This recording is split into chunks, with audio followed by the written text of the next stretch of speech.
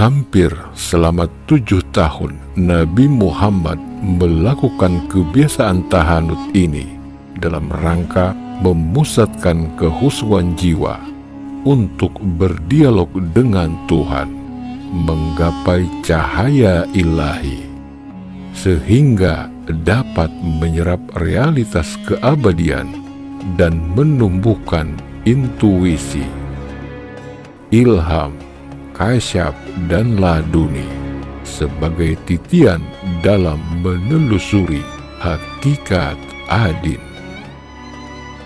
Pada saat berhalawat itulah Rasulullah menerima wahyu pertama sebagai jawaban dari permohonannya dalam usaha melakukan perbaikan, perubahan, dan peningkatan kualitas kehidupan masyarakatnya. Inilah sebenarnya hakikat itikaf yang sangat dianjurkan dalam bulan Ramadan, agar Al-Quran dapat menyapa nurani yang terhijab ambisi memasuki usia 40 tahun, usia yang menandakan kematangan dan kesempurnaan Nabi Muhammad mengalami peristiwa yang sangat menakjubkan dan membuatnya ketakutan. Peristiwa itu terjadi pada hari Senin, 17 Ramadan 610 Masehi. Beliau pulang ke rumah dalam keadaan menggigil dan meminta Khadijah untuk menyelimutinya. Beliau bercerita kepada istrinya bahwa dalam meditasinya itu ia melihat malaikat Jibril datang dan menyuruh membaca kalam ilahi yang ia tidak tahu bagaimana cara membacanya. Kemudian dengan bimbingan Jibril, ia membaca ayat per ayat. Bacalah atas nama Tuhanmu yang menciptakan. Dia telah menciptakan manusia dari segumpal darah. Bacalah, dan Tuhanmulah yang Maha Pemurah, yang mengajari manusia dengan perantara kalam. Dia mengajarkan kepada manusia apa yang tidak dikehendakinya.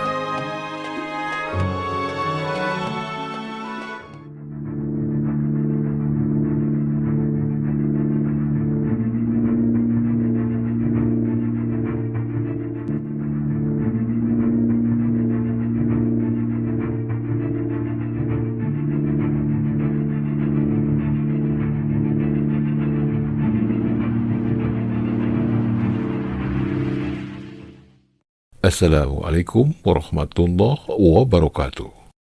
Sahabat Akarimba dimanapun Anda berada, baik yang nyata maupun yang gaib.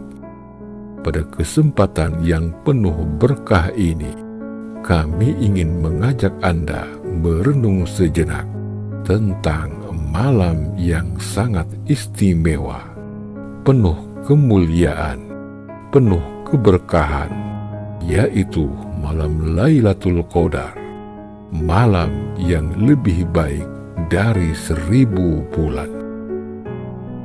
Lailatul Qadar adalah malam ketika Allah Subhanahu wa Ta'ala pertama kali menurunkan wahyu berupa ayat suci Al-Quran kepada Nabi Muhammad melalui malaikat Jibril. Secara syariat, malam diturunkannya Al-Quran hadir pada bulan Ramadan yang di dalamnya kewajiban berpuasa serta segala rangkaian ibadah diperintahkan dan disunahkan dengan janji pahala berlipat ganda. Selain peringatan turunnya wahyu Al-Quran, malam Lailatul Qadar juga bermakna turunnya malaikat ke bumi dengan berbagai tugas untuk memberikan kedamaian, berkah, dan bimbingan ilahi sampai waktu subuh. Malam Lailatul Qadar diyakini terjadi pada malam ganjil dari 10 hari terakhir di bulan Ramadan, meskipun perhitungan tepatnya tidak jelas. Kata lail dapat dimaknai dalam 3 pengertian, yakni menurut bahasa, maknawi, dan majasi. Yang pertama, kata lail menurut bahasa. Kata ini dimaknai sebagai nama waktu. Waktu ini muncul sebagai dampak dari interaksi antara bumi dan matahari. Perputaran bumi pada porosnya dalam mengitari matahari berdampak pada gelapnya sebagian badan bumi. Yang kedua, kata lail menurut maknawi diterjemahkan sebagai kegelapan, kesunyian, keheningan, dan ketiadaan. Suasana ini merupakan dampak dari ketiadaan cahaya matahari di bagian tertentu pada bumi. Dalam kegelapan, manusia dipaksa berhenti melakukan interaksi dengan alam materi. Situasi gelap seperti ini memungkinkan terjadinya proses pengosongan materi dalam jiwa seseorang. Selanjutnya, bersemi dan berkembang pengakuan natural terhadap adanya zat yang maha kekal sebagai satu-satunya tempat berharap dan bergantung. Disfungsi penglihatan dari dampak kegelapan mendorong manusia untuk memaksimalkan fungsi akal dan intuisinya. Pada kondisi seperti ini, berpotensi tumbuh kembangnya diri dan bersikap lebih bijaksana seiring dengan pemahaman yang lebih komprehensif dan substantif tentang hakikat yang ada dibandingkan sebelumnya yang cenderung parsial dan dangkal. Makna kata lail menurut maknawi, siapapun yang berhasil mengosongkan hatinya dari segala bentuk alam materi dan hanya bergantung kepada Allah semata dengan memaksimalisasikan peran akal dan hati dalam menjaga eksistensinya, sesungguhnya ia telah mengalami malam meskipun berada di waktu siang. Sebaliknya, individu yang berada di waktu malam tidak dapat mengalami malam yang sesungguhnya, tidak berhasil membebaskan hatinya dari dunia, maka sesungguhnya ia telah mengalami siang meskipun berada di waktu malam. Dan yang terakhir, kata lail menurut majasi, kata tersebut dimaknai kerinduan dan kecintaan kepada Allah, suasana hati yang bergelora karena kerinduan dan kecintaannya yang luar biasa kepada Sang Kholik, fokus pada hubungan hamba dengan Tuhannya, dan telah berhasil mempanahkan dirinya dan alam materi. Semua alam materi yang terindra dirasakan hanya sebagai penampakan atau tajali dari wujud Sang Maha Gaib. Jiwa kehambaannya tenggelam dalam semesta keesaannya. Tidak ada logika kalkulasi dalam beribadah. Dirinya telah berhasil melampaui kalkulasi dan logika formal dalam beramal. Doa yang dimohonkan pun steril dari aroma duniawi, sebab dalam dirinya hanya ada Allah, dan keinginan hanya satu, memaksimalkan dirinya dalam mengaktualisasikan rasa cintanya kepada Yang Maha Suci. Sebab beribadah dengan motivasi dunia diyakini menurunkan kualitas mahabbah kepada Allah. Dalam makna mazazi, bukanlah mata yang menyaksikan alam, melainkan hati yang mengalaminya. Malam dimaknai sebagai peristiwa psikis yang murni berdimensi rohani, bukan kejadian fisik yang berdimensi jasmani. Di sini jelas Lailatul Qadar tidak dapat dijelaskan dengan kata-kata, karena bersifat gaib dan berdimensi spiritual. Lailatul Qadar menggambarkan suasana batin yang sama sekali tidak dapat dilukiskan dengan kata-kata, karena menembus wilayah ruhaniyah yang tak terjangkau nalar verbal. Seseorang yang mengalaminya hanya merasakan kenikmatan tertinggi yang tiada tara, berupa sentuhan hangat cinta dari Sang Ilahi, meleburkan jiwa kehambaannya dalam kosmos kasih sayangnya melalui ibadah yang menggerakkan badannya, tak lagi terbersit motivasi mengejar nilai 1000 bulan atau bahkan bernilai jutaan tahun. Meskipun surga dengan segala keindahannya dihidangkan di depan mata, sedikit pun tak tergoda, dirinya tetap sujud, menyerahkan diri secara total kepada Sang Maha Kuasa.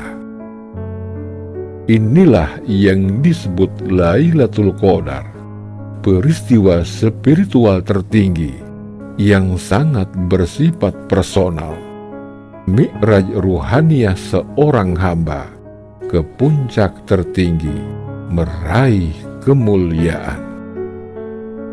Lailatul Qadar ini bukanlah peristiwa spiritual yang terjadi secara tiba-tiba. Ia merupakan suatu hasil dari serangkaian usaha ibadah, ritual, dan sosial secara khusyuk dan istiqomah dalam rentan waktu yang begitu panjang. Nabi Muhammad SAW mendapat wahyu ayat Al-Quran setelah melalui proses perenungan dalam pengasingan diri yang panjang, berulang kali melakukan muraqabah, mujahadah, muhasabah, dan halwat atau tahanus, mengasingkan diri demi mencari ketenangan jiwa, diutus ke muka bumi untuk menyempurnakan akhlak batin manusia, membersihkan berhala yang ada di dada manusia yang pada waktu itu masyarakat jahiliyah sangat mengagungkan syair. Proses muraqabah, mujahadah, dan muhasabah, tahanus, dan halwat disebut tarekatnya ma'rifat.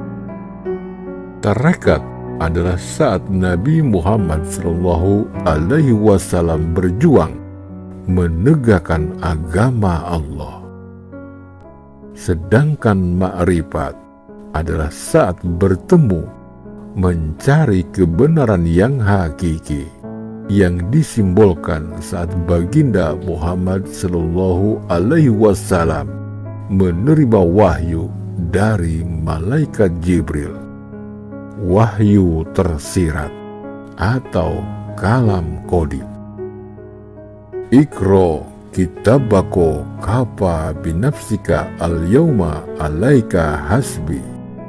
Bacalah kitab yang kekal yang berada di dalam diri kalian sendiri, jagat sogir dan jagat kabir.